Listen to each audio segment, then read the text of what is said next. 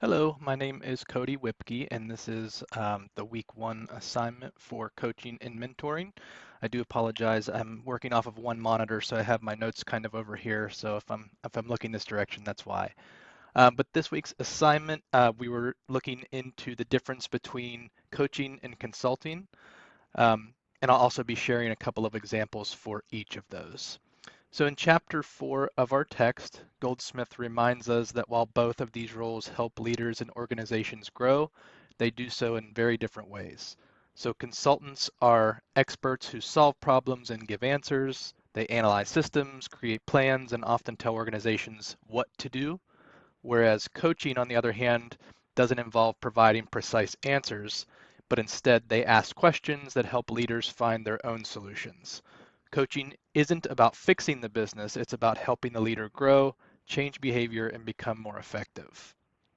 So let's take a closer look at coaching first. Effective coaches concentrate on behavioral change, helping leaders see their blind spots, gather feedback from key stakeholders, and take real, measurable action. The coach provides structure and accountability, but the leader does the work. And coaching is also constantly evolving and is becoming more measurable, feedback driven, and focused on results that others can see and feel. The best coaching combines empathy, accountability, and consistent follow-up, and organizations should use coaching when the goal is to improve leadership, effectiveness, and interpersonal behavior.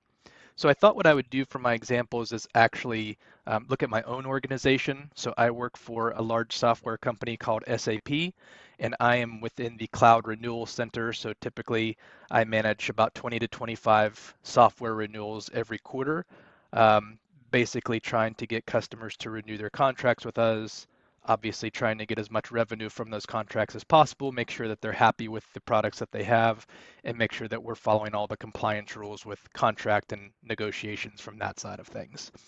So as we look at coaching in that vein, one example that came to mind for me is looking at my direct leader. So he's the vice president of North and South America for the Cloud Renewal Center. So he manages several other managers, and then I report to my manager directly through that chain.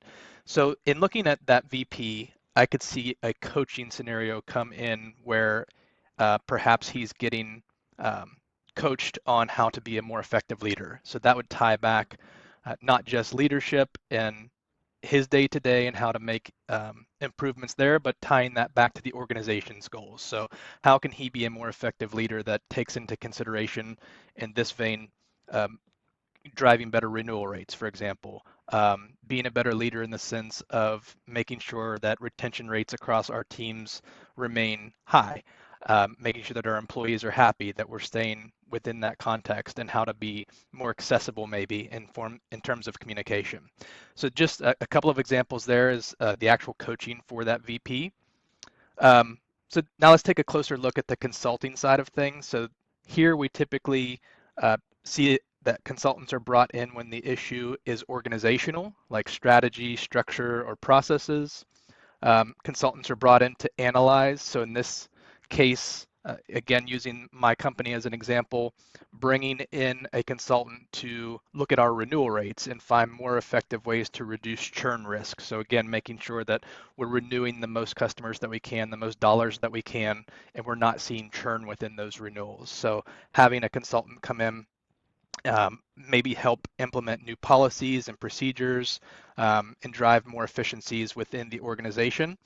Again, so having someone that is an expert in those areas give our team feedback, or excuse me, not give feedback, but give us new policies to follow in order to drive better renewal rates. So that's one example of a consultant within my organization. Another example might be if we brought in a consultant to help implement a new technology, which we're actually dealing with right now. So we have an old platform that we store all of our customer history information, their existing contracts, products, all of the internal stakeholders that are involved with those customers and things of that nature. And we're migrating all of that to a new cloud reporting tool. So we have consultants that have been working on this for months to bring in that new technology. So they're physically in the system creating that new software and implementing it um, so that we'll be able to use it in the future. So again, that's more the consulting side of things. So in conclusion, consultants fix problems while coaches actually grow people, help them become better leaders. Leaders commit to change and coaches stay focused on behavior, real transformation. And when that happens, real transformation happens. Thanks for listening, and please let me know if there's anything else I can help to clarify. Thank you.